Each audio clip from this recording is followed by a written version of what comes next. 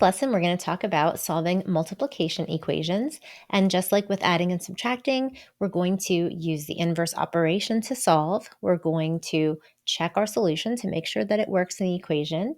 And we're going to keep the equations balanced by doing the same thing to both sides of the equation. So as we approach these and we use the inverse of multiplication, the inverse of multiplication is division. So we are just going to apply that inverse to each of these equations in order to solve. In this equation, and you'll notice that the 8 and the x are right next to each other. If you're not familiar with that expression because you're newer to this information, the 8 and the x being right next to each other means that they are being multiplied. So x was multiplied by 8, and to undo that, we will divide by 8. Now, in the adding and subtracting, when we use the inverse operation, the number dropped out. So if we had a plus 8 and we did a minus 8, that equaled 0 and left x by itself. That is not what happens here because this is multiplication. 8 divided by 8 is 1. So now we have 1 times x. And 1 times x is just x. So when we do that division of a number by itself, that makes that number kind of drop out of the equation because it just becomes a 1. As I said, with the addition and subtraction ones, it became a 0, and so x was alone because 0 plus x is x. In this case, this becomes a 1. 1 times x is x. So 8 divided by 8 is 1, x. And then 32 divided by 8 is 4.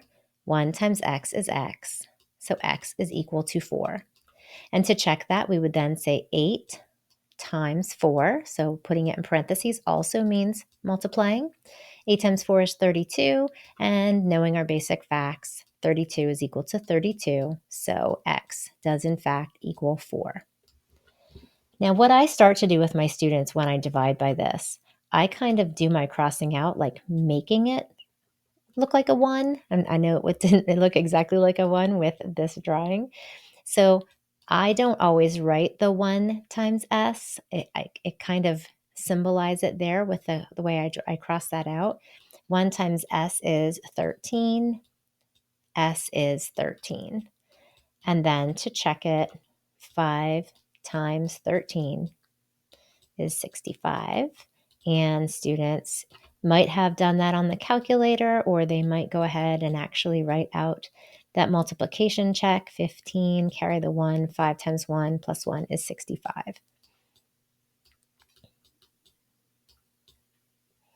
Okay, again, in this case, x was multiplied by 9 to get something. So we will divide by 9 to kind of undo that to see what we started with. So 9 divided by 9 is 1. X is what's left. 117 divided by 9, we can do a quick little algorithmic division over here so that this was what hopefully, students might do unless they're using a calculator. 9 into 11 goes 1 time, subtract 9, 27. 9 goes into 27 3 times. So x is equal to 13. And then to check, we would actually do 9 times 13 to see if we do in fact get the 117. That's a 7. 7. 13 times 9. 9 times 3 is 27. Carry the 2. 9 times 1 is 9 plus 2 is 11. 117. And that checks. I do like to put little check marks there. Students like to do that as well. All right, in this case, the variable's on the right side, which is fine. Again, x was multiplied by 7 to get to 98, so we're going to divide by 7 to see what we started with. So that crosses out to be a 1. 7 goes into 7 once, 28, so that should be 14. So we'll double check that. 98 equals 7 times 14. Let's see if that was correct. 14 times 7. 4 times 7 is 28. Carry the 2. 7 plus 2 is 9. 98. And that is our solving multiplication equations. Let me know if you have any questions.